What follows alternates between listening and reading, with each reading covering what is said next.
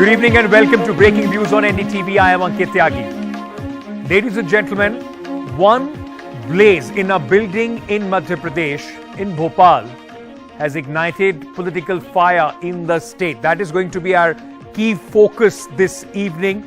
And we'll also tell you what NDTV investigation, some very, very serious questions have been left simmering after this fire in a government office in Madhya Pradesh. So we'll talk about this topic in detail. And I just want to start by asking you, won't you be shocked if I tell you that in 2023, when we are talking and discussing the impact of AI on jobs, how life is going to change, capital city of India's biggest state in terms of area doesn't even have new and essential firefighting equipment to deal with a blaze in a building which is just about 6 to 7 stories high. I'm not talking about a skyscraper. I'm talking about Bhopal, the capital city of Madhya Pradesh. This dangerous loophole, the inadequacy in the fire department, was exposed after it took 14 hours and only with the help of the Indian Army and the Air Force that the fire at the Satpura building was brought under control. Let me very quickly just put things in context and tell you how things unfolded there. In fact, it all started, ladies and gentlemen, at around 4 p.m. when the fire started at the Satpura building. It was on the 3rd floor of this building that the fire started, and then it started going up. It took hours for the fire department to in fact respond. They did not have hydraulic cranes. They did not have proper equipment to douse the fire, which was on the 3rd and the 4th floor of that building. By evening, the building had been engulfed. The 5th, 6th, 7th floor had also been engulfed in this fire. The Chief Minister of the state had to come out and say that they have asked, he's spoken to the Home Minister, to the Defense Minister, and they have asked for Air Force helicopters to be brought in to bring this fire under control. Now, this building is a very important government office where there are many departments which are on these floors which were engulfed in the fire. Now, the government estimates over 12,000 files have been completely destroyed in this fire. Ironically, and this is what the opposition is also picking up on, a similar blaze in the government offices of Madhya Pradesh took place in 2012 and then in 2018, just few months before the elections in the state could take place. The opposition is drawing this as a proof of conspiracy. The government says it's just a coincidence. But let me also tell you, ladies and gentlemen, just take a look at this hydraulic, this very nice shiny red hydraulic fire engine that you will see in your screens right now. With blaze that engulfed the 7-story Satpura Bhavan in Bhopal, destroying government office and documents, a 5.5 crore rupees advanced hydraulic ladder used for firefighting stayed parked just 40 meters away from the incident place. It was brought and bought with much fanfare about 9 months ago to help the fire department of Bhopal tackle fires like this. Fires which they say they could have tackled up to 18 floors using this hydraulic engine. But the lack of clearance from the regional transport office and lack of qualified personnel ensured that this new equipment at the hands of the fire department of Bhopal played zero role in fighting one of the biggest fires in the city of Bhopal in the recent years. Take a look at how this is a story of complete carelessness, negligence by the state and also the politics around it. A massive fire has gutted 4 floors of the multi-storied Satpura Bhavan in Bhopal. The fire that broke out in Satpura Bhavan in the MP capital on Monday was finally doused after 15 hours of efforts involving Army, Police, Fire Brigade, Municipal Corporation, CISF, Airport Authority teams. Files from Tribal Welfare to Health Department gutted. Chief Minister Shivraj Singh Chauhan has ordered an investigation into the incident. Congress leaders reached Satpura Bhavan with Leader of Opposition Dr. Govind Singh, but police stopped them. Party alleged that the government is hiding something. आग लगनी थी नहीं है भाई, आग तो लगाई जाती है। जो घोटाला पूरे प्रदेश पर 3.5 लाख करोड़ का कर्जा ला दिया, विकास दिख नहीं रहा, तो आखिर में घोटालों को दबाने के लिए सरकार इस तरह का षड्यंत्र रची है। BJP refuted the allegations. ये डिजिटल का युग है, इसमें फाइल जलती नहीं है, इसमें एक फाइल कई जगह पर सुरक्षित रहती है, दिल्ली तक डाटा रहता है सबके पास। What we have seen yesterday that the firefighters were able to reach just till 3rd floor, and then entire 4th, 5th and 6th floor were gutted, and this machine was just 20-30 meters away from Satpura Bhavan. While the blaze engulfed the 7-story Satpura Bhavan, a rupees 5.5 crore advanced hydraulic ladder used for firefighting stayed parked just 40 meters away, bought with much fanfare about 9 months ago to help fight fires in building up to 18 stories high. But lack of clearance from the Regional Transport Office and of qualified personnel ensured that it could not be used in fighting one of the biggest fires in Bhopal in recent years.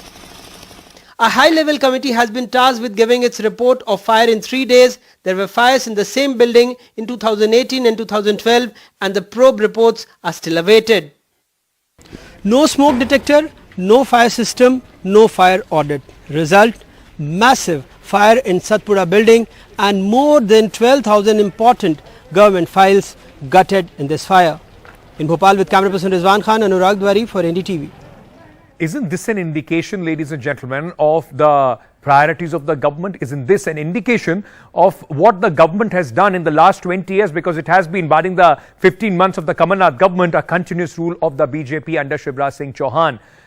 Let's very quickly go across right now to Mr. Rameshwar Sharma, MLA of the Bharatiya Janata Party and also the former pro tem speaker of Madhya Pradesh.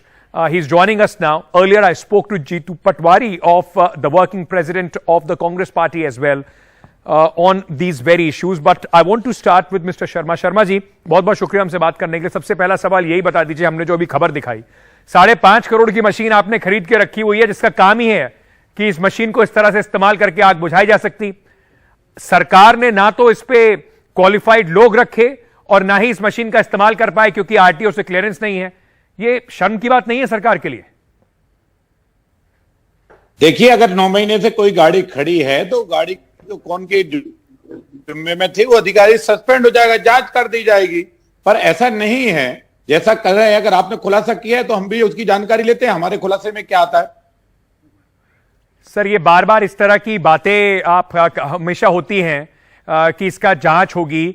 अब इसके ऊपर आपको लगता नहीं कि किसी भी प्रदेश के अंदर, ये एक प्रदेश की राजधानी है, इतने सालों से आपकी सरकार है, अब तक सरकार अच्छे फायर फाइटिंग इक्विपमेंट है उसको नहीं खरीद पाई? 3 मंजिल से ऊपर की आग बुझाने के लिए आप कहते हैं एयरफोर्स बुला लीजिए। देखिए, ऐसी कोई शर्म की बात नहीं है। एक तो ये दुर्भाग्यपूर्ण घटना घटित हुई है, आग लगना, लेकिन फिर भी मैं आपको जानकारी के लिए दे दूं कि ऐसी कई घटनाएं घटित हुई हैं जिनकी मध्य प्रदेश की ही दमकलों ने उन आगों को बुझाया है। ये इस घटना को हम इस तौर पर ले सकते हैं कि वहां जो मौके पर व्यवस्था थी वो पर्याप्त नहीं थी और उन्हें व्यवस्था जिनको देखनी थी उनकी कहीं ना कहीं लापरवाही इसमें होगी, तो उनके खिलाफ कार्रवाई की जाएगी। परमेश्वर शर्मा जी, आपके ऊपर लगातार आरोप लग रहे हैं, ऑपोजिशन भी आरोप लगा रही है, कह रही है करप्शन छुपाने के लिए आग लगाई गई है। देखिए, कांग्रेस क्या कह रही है इस पर हम नहीं जाते। कांग्रेस ने क्या किया? कांग्रेस ने तो, अगर ऐसे ही ईमानदारी कांग्रेस की राजनीति में होती तो उनकी ये दुर्गति नहीं होती। कांग्रेस ने हिंदुस्तान की राजनीति में करप्शन लाया, कांग्रेस ने हिंदुस्तान की राजनीति में जातिवाद लाया, भाषावाद लाया, प्रांतवाद लाया। कांग्रेस ने कोई भला नहीं किया। वो 18 महीने हमारे यहां भी रहे मध्य प्रदेश में, अंधेर नगरी चौपट राजा बना के रख रखा है। और इसलिए कांग्रेस पहले अपनी गिरबान में जाकर देखे तो ज्यादा अच्छा रहेगा। वो कांग्रेस के लिए भी ठीक है, शर्मा और जी, उसकी हालत के लिए भी ठीक है। शर्मा जी, लेकिन कांग्रेस की हालत क्या होगी वो तो एक अलग बात है। 2012 में भी इसी बिल्डिंग में आग लगती है, 18 में भी इसी बिल्डिंग में आग लगती है, संदेह तो होगा ही ना सर। नहीं त्यागी जी, ऐसा नहीं है, बल्कि हम इसकी जांच करा रहे हैं। हमारे सूत्र ये बताते हैं कि कांग्रेस की जो जांचें फाइलों पे चल रही थी 15-18 महीने में, जो कांग्रेस ने भ्रष्टाचार किया था, वो जांचों की फाइलें उसमें थी, और इस आग के षड्यंत्र के पीछे कहीं ना कहीं कांग्रेसी हैं। इसलिए हम किसी को छोड़ेंगे नहीं, बख्शेंगे नहीं। जिनने भी आग लगाई है वो जेलों के सीखे अंदर जाएंगे, क्योंकि इन फाइलों में कांग्रेस के 18 महीने के पाप थे, जो हमारी जानकारी है। कांग्रेस आप पर आरोप लगा रही है, आप कह रहे हैं उनके भ्रष्टाचार के आरोप छुपाए जा रहे थे। तो अगर कांग्रेस का आपके पास फाइलें रखी हुई थी, इस बिल्डिंग के मंजिलों में आपने कांग्रेस के भ्रष्टाचार की फाइलें रखी थी, सरकार आपकी 3.5 साल से है, कितने कांग्रेस के नेता अंदर कर दिया आपने? हमने जांच ही कराई है, जांच ही कराई है, और इसलिए सारे नेता भागे फिर रहे हैं, सारे नेता भागे फिर रहे हैं। इसलिए आप देखेंगे 1800 करोड़ का जो है कॉलेज बन रहा था, मेडिकल कॉलेज निरस्त किया, और वो 450 करोड़ पे बन रहा है।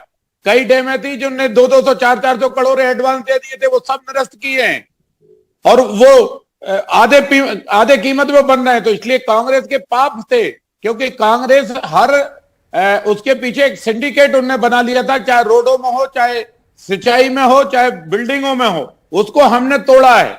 और इसलिए हमारी ई टेंडरिंग के माध्यम से सारा ओपन है। अंत में मैं आपसे सिर्फ ये पूछना चाहता हूं, आपको नहीं लगता कि 2023 में हम हैं, और 2023 में ऐसा कोई और राज्य भी होगा जहां पे उसकी राजधानी में इतनी भी तैयार नहीं होगी इस तरह की आग से जूझने के लिए, कि 3 मंजिल 4 मंजिल की आग लग जाए और मुख्यमंत्री को फोन करना पड़े, देश के रक्षा मंत्री को कि हेलीकॉप्टर भेज दीजिए आग बुझाने के लिए, आपको सेना की मदद लेनी पड़े उसके लिए? देखिए, ऐसे अगर उदाहरण के तौर पर देखेंगे तो कई जगह की है। आग और पानी दो ऐसी विषम परिस्थितियां हैं, इन पर आदमी का काबू पाना थोड़ा मुश्किल होता है, मशक्कत करनी पड़ती है। आदमी ने तैयारी तो आपको करनी पड़ेगी ना सर, हमारी तैयारी तो आपको करनी पड़ेगी ना सर उसके लिए। देखिए, हमारी तैयारी है और हमारे पास दमकल विभाग है। ये बात अलग है कि उस समय जब आग लगी, उस समय तत्काल उतने संसाधन नहीं थे, पर आखिर ये आग बुझाई तो मध्य प्रदेश के लोगों ने ही है। पर आग लगना दुर्भाग्यपूर्ण है, इस बात को हम मानते हैं, और अगर कहीं किसी की लापरवाही है तो लापरवाहों को छोड़ा नहीं जाएगा, उनके खिलाफ कार्रवाई की जाएगी। बहुत बहुत शुक्रिया शर्मा जी हमसे बात करने के लिए। So that was mister Rameshwar Sharma telling us the side of the government. The fact remains there are 2 pending reports of 2012 and 18 of the fire in the same building. Just a short while back, I also spoke to Jeetu Patwari, working president of the Congress party in Madhya Pradesh. Listen to what his allegations are. Jitu bhai, बहुत बहुत शुक्रिया हमसे बात करने के लिए। सबसे पहले मैं आपसे सवाल एनडीटीवी की एक्सक्लूसिव जो जानकारी थी, जो हमने रिपोर्ट चलाई, उस पर पूछूंगा। सरकार के पास एक मशीन अवेलेबल थी, एक फायर ब्रिगेड मशीन थी, जिसका इस्तेमाल करके 6ठे फ्लोर तक आग बुझाई जा सकती थी।